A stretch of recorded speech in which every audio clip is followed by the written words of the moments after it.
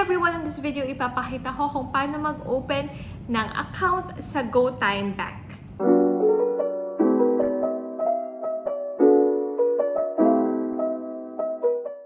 In the App Store or Google Play, just search for GoTyme Bank. So, ito siya. Install natin. And then, once you've installed it, open natin. And let's click open an account. So let's just answer the questions. Are you a Philippine citizen? Yes. Are you a US citizen, resident, or green card holder? For me, no. Don't forget to check these boxes to agree to their terms and conditions. And if you want to receive updates or offers and promos and discounts, just tick this box. Alright, enter mobile number. Enter the OTP sent to your number. Tapos, yung working email address nyo. Then, take a selfie. Make sure that your surroundings is well lit para ma-detect nung app yung face nyo and your facial features. Okay? Just follow the instructions on screen and then upload your ID. Again, follow the instructions on screen. So, select your ID type and then hold your ID. Wait nyo lang hanggang ma-detect nung app yung details sa ID nyo. Medyo nahirapan ako dito, I guess because of the lighting or I don't know, hindi masyadong nabasa nung app kaya I had to redo it.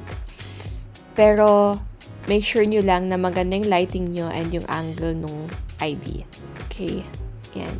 Just flip it according to instruction. Once na nabasa na niya, just confirm kung clear and readable siya. So, try to read your ID and then, yes, upload this ID scan. If not, you can just rescan the ID. Okay. Wait for it to encrypt the ID scan. And then, ipapakita dito kung tama yung information na na-detect nila. Just make sure na tama and confirm. Okay, now your place of birth. Select nyo lang country and yung city. Click next.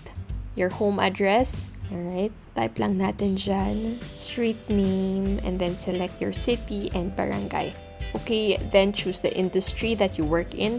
Kung wala, select not on the list and then just state your occupation. Okay, click next and select your main source of funds. Tapos, here, create nyo ng username nyo. It should be 8 to 32 characters. Must start with a letter and no special characters. Now, create your 6-digit passcode and reconfirm it. And then, you will receive an email para ma-confirm and ma-verify yung email address nyo. So, just open it and click Verify Email Address. Okay, once verified, go back to the app. If meron kayong existing Go Rewards account, tatanungin dito kung gusto mo bang i-link or create a new card. In this case, yes, link and continue. And yan, the account is ready to go. Alright, so andito na tayo sa app and the first thing na tatanungin is if you want to enable Face ID. Para pag inopen nyo, Face ID ang magagamit instead of your passcode. Okay, yes, enable. Enter your passcode first and yan, nakapasok na tayo sa app. In order to generate a card, kailangan yung pumunta sa kiosk. This one is in a Robinson's grocery kiosk. Magtanong lang kayo doon kasi may mga nag-a-assist naman. And then just log in on your account and then request for your debit card. You will need to assign a PIN para sa debit card nyo, so don't forget itong PIN na to. Tapos, wait lang natin kasi on the spot, ipaprint din yung card nyo. Ito yung kiosk, so this is what you guys should look for. Available to sa mga Robinsons malls, typically sa may grocery area. Alright, ayan. So, instantly, we already have the card.